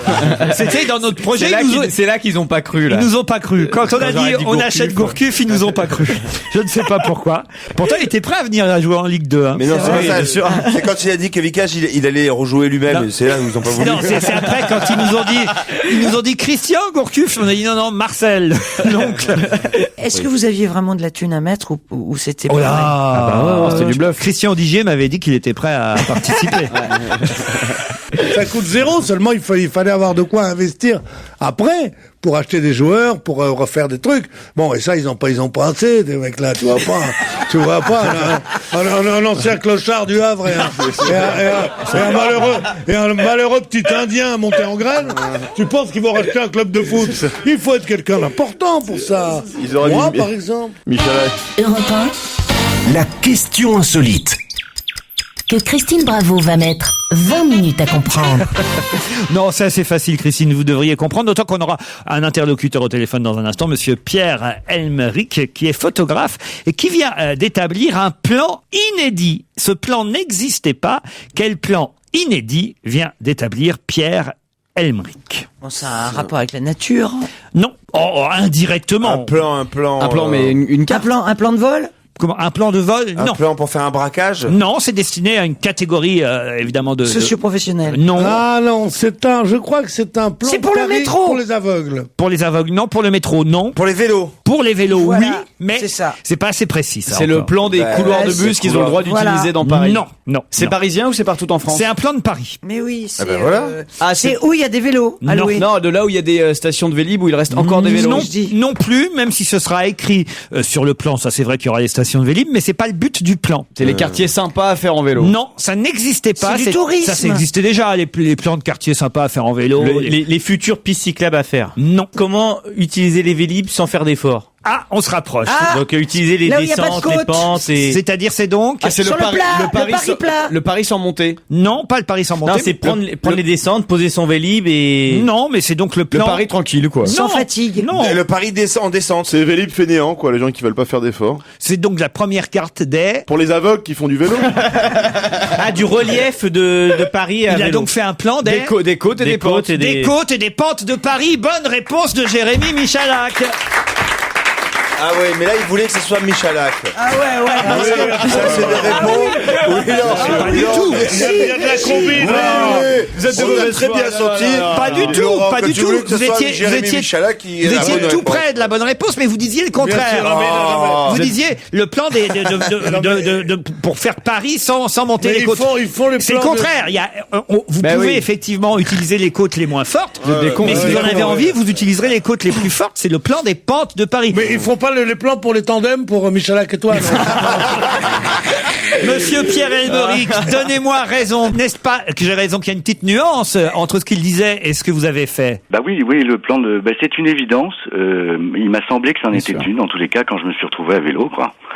On peut pas faire l'économie du relief quand on utilise le vélo à Paris. Ouais. Ah, c'est vrai que j'aurais pu accorder la bonne réponse à Vikash Dorasso aussi. Quand il a dit le plan du relief de Paris. Oui. Bah alors, ça n'existait pas, le plan des pentes de Paris. Non, ça n'existait pas. Alors, évidemment, ce qui existait, c'est les plans IGN avec les courbes de niveau. Mais les courbes de niveau donnent une idée générale. Mais elles ne tiennent pas compte, enfin, elles ne donnent pas à voir le vrai dénivelé des rues, de chaque segment de rue. J'ai pris un Vélib une fois de chez moi à Europe 1. Arrête Je te jure que je ne savais pas à quel point ça était dur de grimper sur le vélo. Non. Mais de grimper. Mais la mythomanie. Mais laisse-moi finir le boulevard Raspail que je suis arrivé. Oui, mais c'est normal aussi. Si tu roules avec l'antivol. Mais c'est vrai qu'il monte. C'est une très bonne idée. On ne sent pas. A priori, quand on prend le vélo, vous serez servi avec ce plan parce que Monsieur Elmeric a travaillé avec un cartographe, hein, c'est bien ça? Ah oui, il y a plusieurs intervenants. Et vous avez mis alors les rues parisiennes en 4 couleurs, en 4 gammes différentes. Alors rue blanche, c'est pente nulle ou très faible. Ah non, rue blanche. La rue blanche, c'est lente. Rue en rouge, plus de 6%. Château rouge, quoi. Hein, c'est en danseuse. Ça veut dire là, il faut monter en danseuse. Ça passe aussi par l'orange clair. Là, ça veut dire côte assez légère. Et orange foncé, petit coup de chaud. Alors la rue la plus dure, c'est laquelle? Oh, Ménilmontant. Enfin, il y a des autour du parc du Chaumont, bien sûr. Vous êtes cycliste vous-même ou pas? Oui, regardez. Oui, c'est pour ça que l'idée m'est venue. Regarde ses mollets, tu verras qu'il est cycliste. Un peu tardif, cycliste tardif, mais voilà, à l'usage du vélo, je me suis dit vraiment, ce serait bien s'il y avait un plan des pentes, quoi. 2,50 € votre plan des pentes. C'est pas cher, moi je trouve. C'est honteux. Maintenant, cette folie des Vélib. L'autre jour, j'ai reçu une carte que tu as dû recevoir aussi. Vous connaissez tous la SCAM, non? Oui. C'est la Société des auteurs, machin. Ils font sans arrêt avec notre pognon, ils font sans arrêt des soirées, des machins, des trucs, bon. Et alors ils mettent un truc et ils mettent. Alors c'est avenue Velasquez. Moi je les aime beaucoup. Ils t'en donnent un peu aussi quand même. Avenue Velasquez. J'adore la SACD, la SCAM et la SACEM. Moi c'est des potes. Hein. Alors c'est avenue Velasquez. Ils sont dans un hôtel particulier absolument divin. Ils sont en plein dans le parc Monceau et tout. Alors ils mettent, pour si jamais il y a des ploucs qui viennent, ils mettent station de métro, station d'autobus, 6 autobus, station de Vélib, dans des invitations. Les Vélib les plus proches. T'as déjà vu ça, toi? C'est bien. C'est bien. Ça grotesque. Au moins, tu sais où poser ton vélo. C'est ton vélo, mais j'ai pas de vélo. Qu'est-ce que ça veut dire? C'est ça le problème. Non, la station de Vélib, on te donne dans une invitation pour une soirée. Non, mais c'est vrai qu'en smoking sur le Vélib, t'as l'air con. Je veux bien que les communistes prennent le pouvoir. Mais la station de Vélib pour une soirée, non. Ça, c'est les snobs, les bobos qui ont ça. La station. Quelle est la station de Vélib chez vous? Le Vélib est proche? Oui, j'ai un 8 pièces rue Guilmer. Mais le Vélib est pas très pratique. Ça me fait chier. On a compris, Pierre. Manifestement. Allez, on vous remercie, monsieur Pierre Elmeric, auteur de la carte des pentes de Paris à l'usage des cyclistes. Europe 1, on va se gêner. Doremi Fassi, Liado. Bonjour Serge Liado. Bonjour Laurent, bonjour à tous. Oh là là, qu'est-ce que vous allez tenter de nous prouver aujourd'hui? Que Charles Aznavour, avec la chanson La Mama, se serait inspiré, on va dire, d'un titre des Machucambos? Je risque de me faire mal voir. C'est un vieux titre qui vient du Paraguay. Ça date, je crois, des années 40. Et la chanson s'appelle El Reservista Purajei. Ce que ça veut dire, je n'en sais rien. Je pense que c'est pas tout à fait de l'espagnol, mais du guarani. Et ou de l'espéranto. Ouais. pourquoi pas. Et il se trouve que Aznavour a fait un séjour au Paraguay et qui n'a pas exclu, après avoir été contacté par les auteurs de cette chanson, n'a pas exclu d'avoir eu une réminiscence. Voilà. Et de fait, il y a en effet une certaine ressemblance. Il a été influencé, on va dire. Oui, voilà, et ça prouve que même les grands compositeurs ne sont pas à l'abri d'une réminiscence. On ne crée pas ex nihilo dans la chanson populaire. On vérifie ça.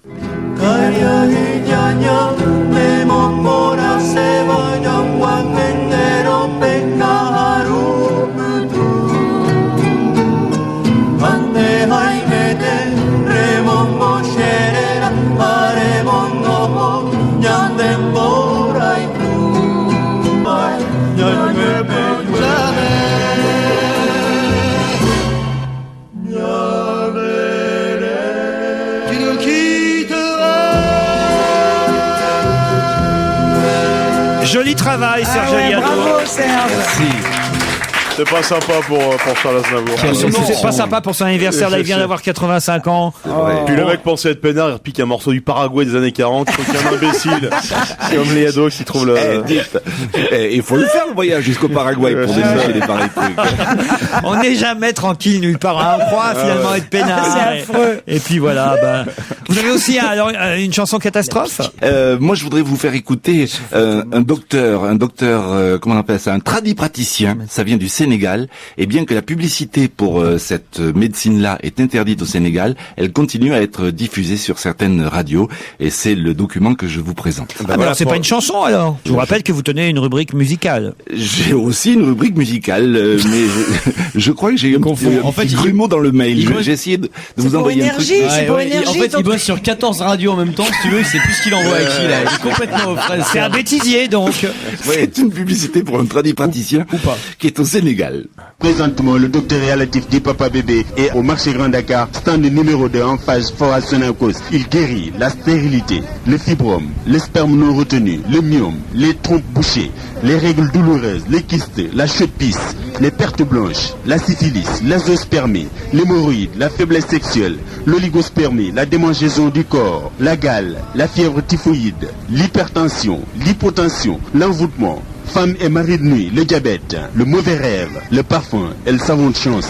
Il traite aussi l'ulcère, les maux de rein et les maux des yeux. La consultation est à 1000 francs seulement. La gonococcie est une maladie sexuellement transmissible. Elle se contracte par rapport sexuel et se manifeste par des maux de tête, des démangeaisons au niveau du sexe, des pertes blanches. Cette maladie peut provoquer la faiblesse sexuelle chez l'homme, l'hémorroïde. Elle peut être interne ou externe. Elle se caractérise par des bourdonnements du ventre, des constipations chroniques, des maux de rein, des maux de tête et du sang dans les selles. Le diabète peut entraîner la faiblesse sexuelle s'il n'est pas pris en charge à temps et correctement. Dr Yalatif soigne la syphilis qui se manifeste par une chaleur du corps et des yeux qui rougissent. Oh, je l'ai. C'est comme Ménophytéa chez nous. On n'a pas tellement Fabrice Eboué voudrait réagir, Serge. Non, d'abord, ce que j'aime beaucoup dans le spot, c'est qu'il te dit la syphilis, le mauvais rêve, le diabète, si tu veux, comme si c'était au même plan les trois. Et puis tout est basé sur la faiblesse sexuelle. Le problème, c'est pas la maladie, c'est à chaque fois chez les Africains, le drame, c'est la faiblesse sexuelle. Vous risquez de mourir et surtout la faiblesse sexuelle. Et là, bon, c'est pas possible, quoi. Bravo pour cette pépite, Serge Liado. Merci à vous. Ce petit bruit indique l'arrivée parmi nous, mesdames et messieurs, et je vous demande de l'acclamer, de Jacques Ramade. Les brèves. Martine Aubry a tendu la main vers Ségolène Royal. C'est un direct du droit et le point était fermé. Merci Pierre. Grincement de dents à droite. L'UMP commence à virer Allègre alors qu'Allègre n'est pas encore là. Ah, fallait le trouver. Le pouvoir d'achat baisse moins vite que prévu. François Fillon prépare une récession de rattrapage. Ah là là, quelle aventure. Délocalisation vers les pays de l'Est. Rachida Dati demande l'asile politique à Strasbourg. Problème du lait, il faudra régler les traites avant que ça déborde. Encore un adulte blessé dans un établissement scolaire. Hier, un policier s'est tordu un doigt en fouillant dans le cartable d'un écolier. Tant que c'est le cartable. Ah, peut-être qu'on peut envisager un duo. C'est Tricoche et Cacolet, les nouveaux clowns. Dicton d'encouragement avant un examen. Passe ton bachelot d'abord si tu veux faire médecin. Soirée PS à la télé. Martine Aubry était sur le plateau. Ségolène était dans le Poitou.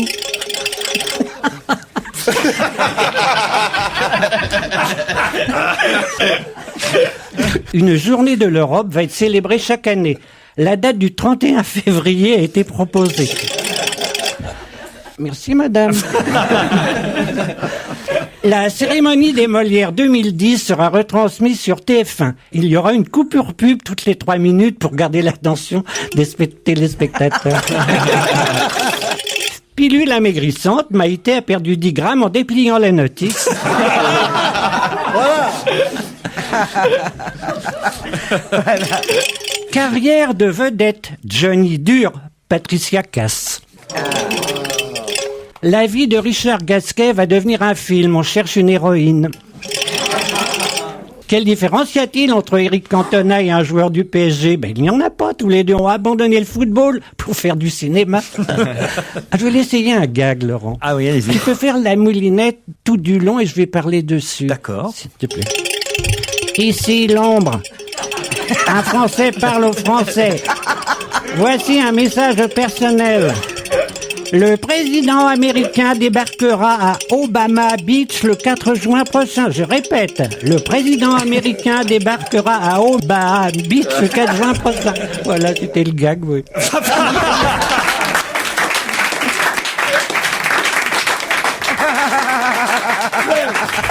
Une chanson? Oui, et maintenant en crooner. J'aime les films qu'on voit à Cannes. J'aime les films sud-coréens. J'aime les films sur les Afghanes. J'aime les films qu'on voit le matin. J'aime les films qui ont la palme. J'aime les films qui sont primés. J'aime les films qui, après Cannes, dans 15 jours, seront oubliés. Si vous êtes comme moi, ça ne vous empêche pas de regarder aussi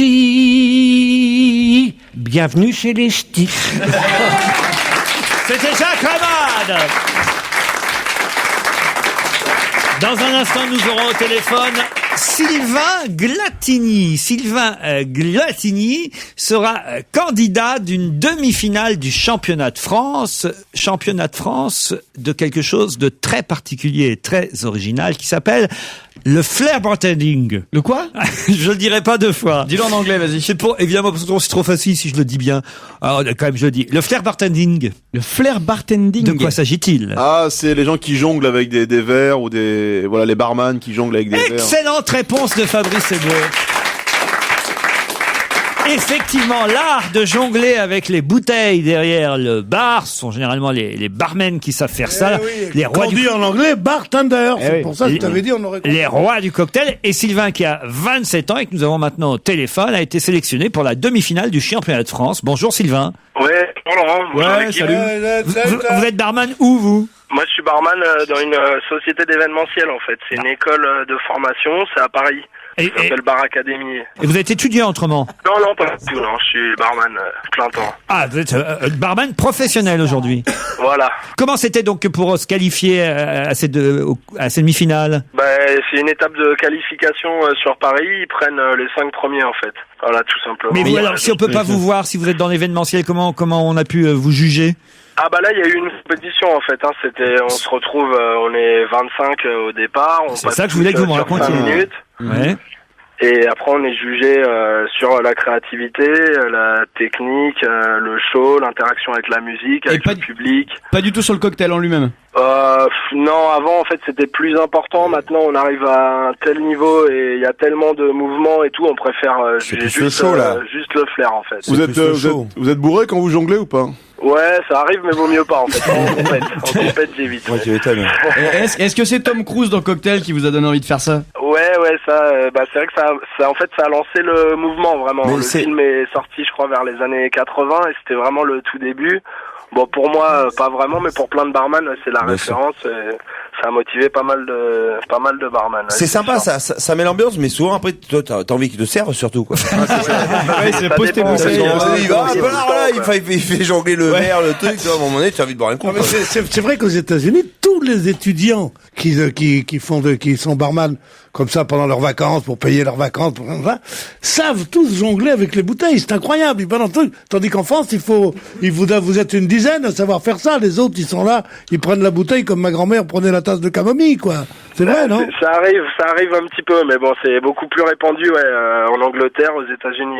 Alors, justement, là, c'est les championnats de France, mais il y aura des championnats du monde. Ce sont les Américains les plus forts? Les Argentins, en fait, sont très très forts. Ils dominent le truc depuis quelques années. Il y a les Afghans aussi, mais c'est juste des bouteilles de coca et d'orangina, comme ils n'ont pas le droit à l'alcool, ils font juste... Des cocktails Molotov. On vous entend à demi-mot parce que j'ai l'impression que vous jonglez avec le téléphone de temps en temps aussi, non? Ouais, non, je suis dans la Cambrousse, là, en fait. Je suis en voiture. Ah, très bien. Vous vous rendez à une fête, à un événement? Non, je vais en Andorre, en fait. C'est personnel, là. Ah oui, d'accord. On voit le genre, Je vais aller chercher les cigarettes. Apparemment, le fer, ça paye pas trop, quoi. Faut des compléments de salaire, quoi. Je peux pas dire, on va faire des stocks, ouais. Acheter de la cam, là, je reviens, là. Avec combien de bouteilles vous pouvez jongler en même temps? Ça monte jusqu'à 6, en fait. 6 bouteilles. On vous applaudit, on vous remercie. Bonne chance pour les demi-finales, alors. Merci beaucoup. Sylvain Barman, roi du flair bartending. Jusqu'à 18h, c'est Laurent Ruquier sur Europe 1. Europe 1, on va se gêner. Les vermusseries de Paul Vernus. Bonjour Paul.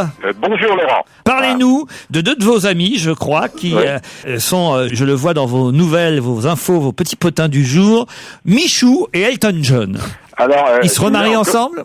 Non, mais on va commencer par ce qu'il y a de plus proche, c'est Michou.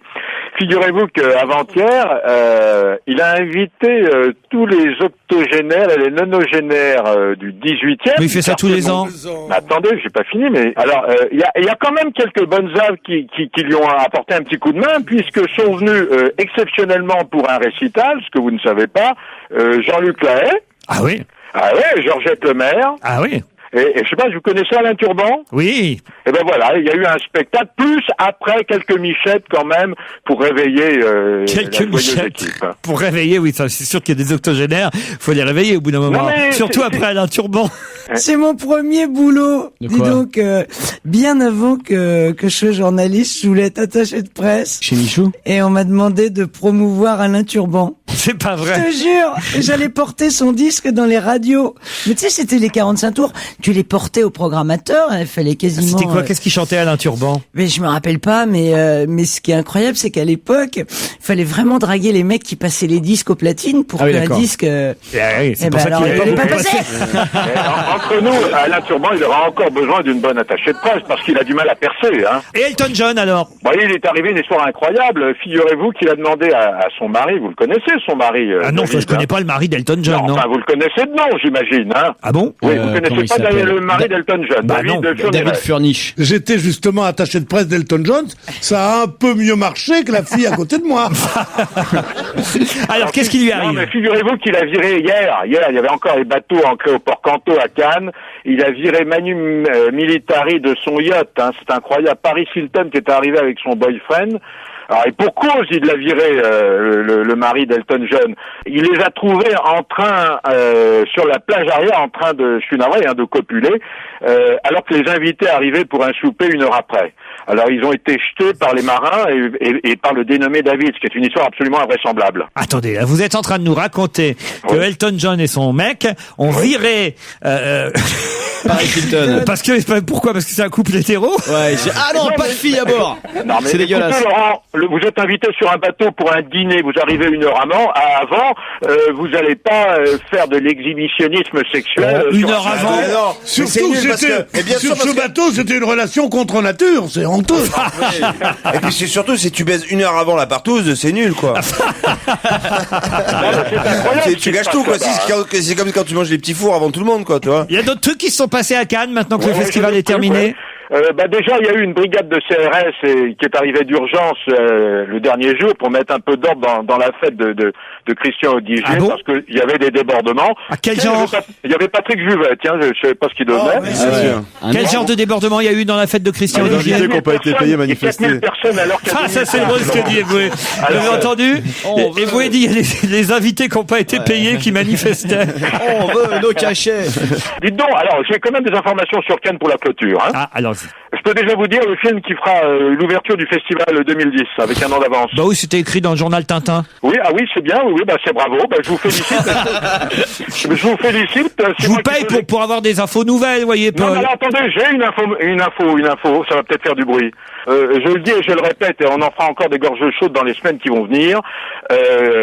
Isabelle Huppert est quasiment fâchée avec tout le jury. Ah oui? Autoritaire, détestable, caractériel. Il paraît qu'ils ne se parlent plus. Non, c'est pas une blague. Ça a été très très très difficile. Ça c'est confirmé. Avec Asia Argento, paraît-il, ça a été très dur surtout. Non, mais terrible. Ils se sont envoyés des noms d'oiseaux et puis non, vraiment. James Gray non plus. Enfin bref. Mais comment vous savez ça? Moi, comment je le sais? Oui. Parce que j'ai des amis dans le jury, j'ai fait 17 festivals de Cannes, comment je le sais? Vous allez pas, franchement, vous êtes énervant, Laurent. Par exemple, vos amis dans le jury, c'était qui? James Gray. Qui a réalisé? Vous allez me le dire parce que vous connaissez le cinéma aussi bien que moi, Non, mais pire que moi. Quel comédien, Paul Vermus, On a quand même ici le trio des mythos. Bravo, Bénichou Vermus. Mais non, Laurent, quand on a fait autant de festivals de Cannes que moi, il est bien certain que j'ai des informations que personne d'autre ne peut avoir. J'ai ce qu'on appelle des réseaux. Je suis mieux tuyauté que vous. Bon, allez, oubliez Cannes et passez à Roland-Garros, puisque là, je le sais, vous y êtes vraiment tous les ans. Alors, Laurent, je peux vous donner déjà une information. Ne me dites pas que vous l'avez lu nulle part. Alors, ne m'énervez pas. D'accord. Amélie Mauresmo, qui a été éliminée au premier tour, vous le savez. Oui. Eh bien, elle vient de recevoir, vous savez quoi? Non. Un chèque de 15 000 euros. Pourquoi? Parce que lorsqu'on est éliminé au premier tour, eh bien, on a le droit à un chèque de 15 000 euros. Super info, là. Mais on le sait, Paul, ça. Non, tu le sais. Alors, combien gagne le vainqueur de Roland-Garros? 10 000. Il gagne un peu moins d'1 million d'euros. Non, il gagne un peu plus d'1 million d'euros. Alors, quand on sait pas, on dit pas, Et d'autre part, maintenant, il y a une nouveauté. On peut dire moi, je vais pas chier sur toi, je te chie sur la gueule directement. Le genou, là, tu me parles sur un autre ton, C'est pas parce que t'as le droit à quelques applaudissements de temps en temps qu'il faut avoir la cheville qui gonfle et la tête qui enfle, Et je peux vous dire qu'à Roland-Garros, il n'y a pas de crise, puisque la dotation totale, elle a quand même augmenté de 3,5%, 16 millions et quelques pour tous les joueurs, C'est quand même pas mal, Dites, ce soir, c'est la fête des voisins, Paul. Le bordel chez toi. C'est dans la merde, là. Tous les voisins vont pouvoir venir chez Paul. C'est porte ouverte. Non, justement, vous allez venir dans la rue si vous voulez. Alors, c'est la 10e édition de la fête des voisins. Alors, quand même, quelques petites généralités. C'est 200 000 rencontres festives, 6 millions de voisins, faut le citer. Et cette fête, maintenant, est exportée dans une trentaine de pays. Alors bon, vous savez à quoi ça sert, la fête des voisins, Laurent? À rencontrer ses voisins. Être solidaire avec ses voisins. Ouais, c'est-à-dire que souvent, on est en guerre parce qu'il y a trop de bruit, il y a des fuites d'eau, il y a des insultes dans l'escalier, des menaces à caractère sexiste. Alors, il va y avoir, c'est le créateur Anastas Périfan qui fait ça bénévolement, c'est quand même incroyable. Alors, il y aura bien sûr une fête des voisins chez moi. Ah, c'est vrai? Alors, chez moi, c'est-à-dire pas dans mon appartement, mais les fêtes de voisins se font toujours dans la rue. Ouais. Vous le savez, dans la rue, dans le square ou dans la cour intérieure de l'hôtel. La cour intérieure de la maison, en général. Voilà, c'est ça. Si vous avez un hôtel particulier, une belle cour intérieure. Nous, c'est dans la rue, c'est-à-dire ça va de la rue de Varennes à la rue de la Planche avec moi, chez moi, juste dans la cour, à côté de mon jardin, j'ai eu la chance de rencontrer mes cousins que j'avais pas vus depuis longtemps, papa et maman qui habitent 2 étages au-dessus de moi, et puis un américain milliardaire qui donne des leçons de piano à ma sœur. Et on a vécu là, on a fait une fête des voisins d'un convivial, tu peux pas savoir. Alors, il y a 50 Cent qui est venu. Pardon? Il y avait 50 Cent, il y a eu... Alors, Laurent, vous savez que la fête des voisins, il y a quand même un truc, faut descendre, il faut apporter quelque chose. Mais vous, alors, vous êtes voisin avec François Fillon, si je comprends bien. Absolument, justement. Moi, je peux vous dire qu'il y aura la fête des voisins chez nous. Eh oui. Avec un nom comme ça, c'est normal qu'il aille souvent te voir. Je voudrais qu'on termine par, quand même, une information culturelle. Ouais. L'inauguration du musée Magritte à Bruxelles. Vous savez que l'art contemporain, l'art moderne, c'est mon dada. Eh bien, enfin, Place Royale, il y a un musée Magritte, le grand peintre surréaliste, avec Delvaux. La plus belle collection réunie de Magritte. Hein. Ah oui, non, mais c'est magnifique. J'adore ce peintre, alors moi je suis content, j'irai. Ah non, mais c'est magnifique. Il y a 200 huiles, il y a 50 photos. C'est vraiment. Et puis des tas d'objets inclassables, des bouteilles, des tracts, des manifestes. C'est le non-sens, c'est l'absurde. Alors on peut voir dans ce musée, Laurent, toutes les plus grandes œuvres. L'homme au chapeau melon, vous connaissez? Bien sûr. Les hommes sans visage avec la pomme verte, vous connaissez? Oui, bien sûr. Alors c'est un musée, il a été refait complètement. Il est 100% écolo. Même l'électricité est verte, Laurent. Ah oui. Et puis je vais vous dire une chose. Vous savez combien coûtait on pouvait acheter des Magritte en 68. Vous savez combien ça coûtait un Magritte? En 68, non. Eh ben, ça coûtait 1250 €. C'est impossible, c'était pas l'euro en soi, quand tu mens. C'est vrai. Oui, c'est vrai. J'ai même vu Philippe Junot. Il a raison. Tu mens. Et son médecin était très célèbre, non? Le médecin de Magritte? Ah, il disait, j'ai du mal à soigner Magritte. Oh non. Ça, c'était je sentais le truc foireux. C'est une blague de fin d'émission, ça. Ouais, parce qu'on se retrouvera demain à 16h. Merci, Polo. Salut. À demain, Laurent. Retrouvez toute Europe 1 sur europe1.fr.